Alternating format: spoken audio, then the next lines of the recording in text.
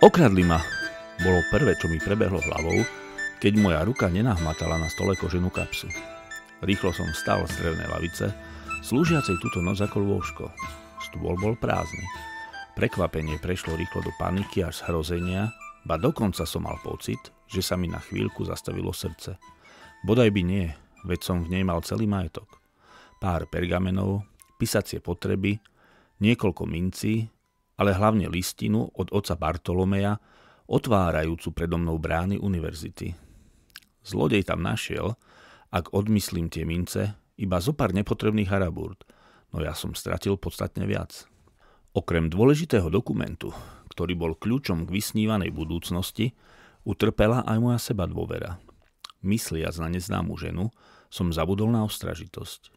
Pominuteľná ilúzia zvíťazila nad racionálnym uvažovaním. Srdce triumfovalo nad rozumom a z toho mi nabehla husia koža. Bolo mi jasné, že ak nedokážem nájsť dostatok sily ani len na potlačenie žiadosti tela, môžem na kariéru učenca zabudnúť.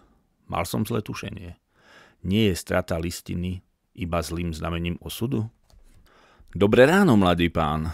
Zavidím ti tvoj tvrdý spánok, chlapče. Toto si nechal len tak ležať na stole, tak som to schoval. Od rána sa to tu hemží kadejakou haveďou s lepkavými prstami. Môžem ti priniesť niečo pod zub?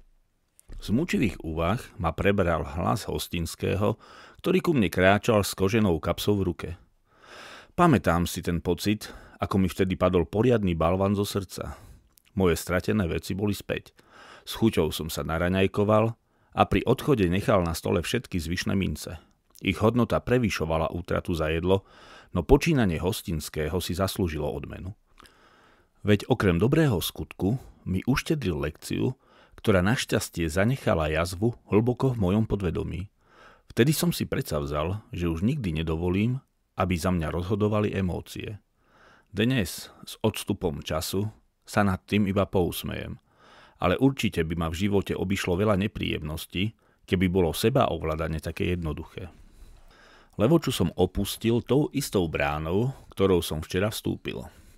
Jednoduchšie bolo použiť severnú bránu, zvanú aj Poľská, pretože ňou viedla cesta priamo k domovu.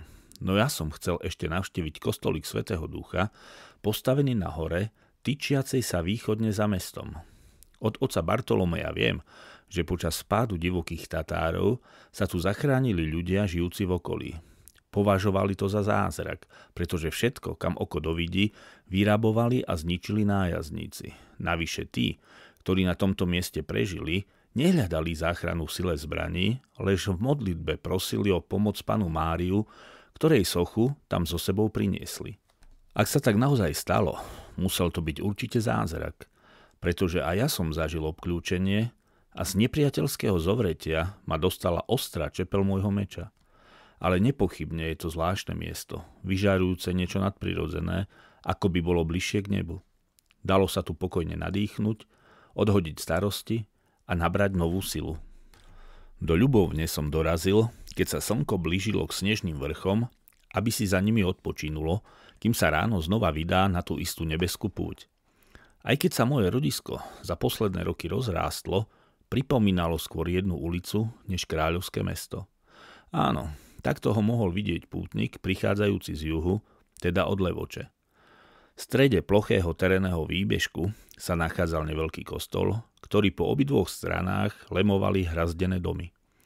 Aby som bol presný, táto dreveno-hlinená konštrukcia bola zväčša použitá až v prvom poschodí, pričom prízemie a pivnica mali steny z kameňa.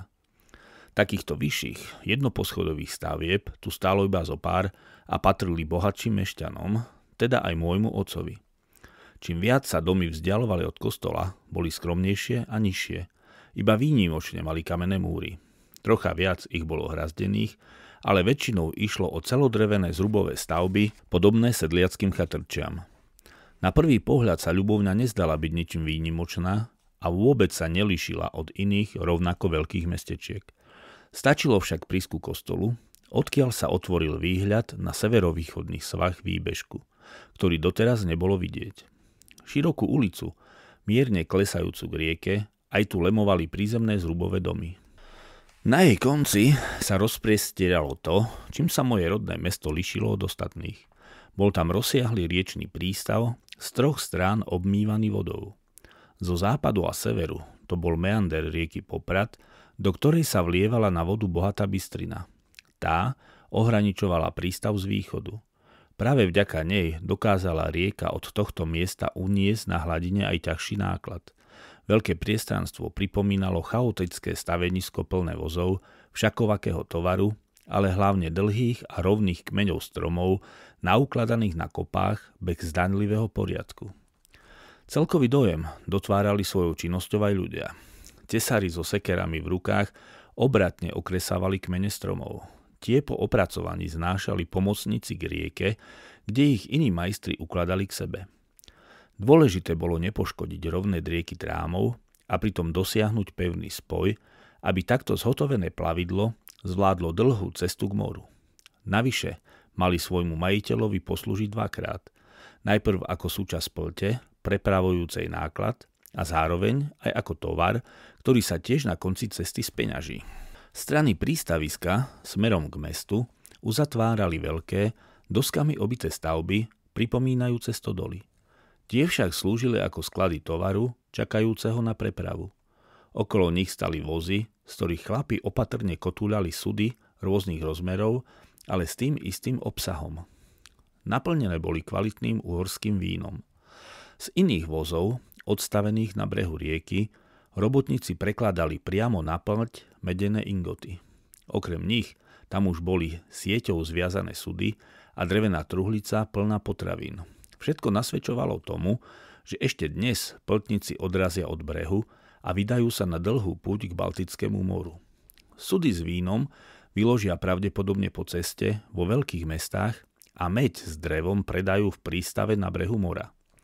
Odtiaľ ich zase veľké kupecké lode rozvezú do celého sveta, napríklad aj do Anglie, kde som medené ingoty s uhorskými značkami videl na vlastné oči. S prepravou uhorského vína po hladine rieky začal otec ešte pred mojím narodením. Neskôr, keď sa starší brat vrátil z učenia u bohatých kupcov v Čechách a v Sasku, rozšírila, vtedy už rodinná firma, obchodný sortiment aj o meď. Na spiatočnej ceste po súši lodníci okrem utržených peňazí prinášali zo sebou aj jantár, o ktorý mali záujem výrobcovia šperkov nielen v Uhorsku. Bol to teda výhodný obchod, a preto nečudo, že prepravu po rieke začali využívať aj iní obchodníci. Tak sa stalo, že okrem pár remeselníkov a poľnohospodárov rieka poskytovala živobytie väčšine tu žijúcim obyvateľom. Až dnes, keď mi čas pridal na rozume, to, čo stihol ubrať telu, si uvedomujem, že náš kostolík v Ľubovni je zasvetený svätému Mikulášovi. No a ten je predsa patronom lodníkov a obchodníkov. Žiaľ, nestihol som sa spýtať otca, kým ešte žil, či to tak bolo aj pred jeho príchodom, alebo toto patrocínium kostol dostal, až keď sa živiteľkou mešťanov stala rieka. Teraz sa to už od neho žiaľ nedozviem a dostať sa k starým listinám nevládzem. Napokon nie je to jediná otázka, ktorú by som rád položil svojmu nebohému otcovi. Ale v čase, keď som sa vrátil domov zo spišskej kapituly, bol ešte v plnej sile.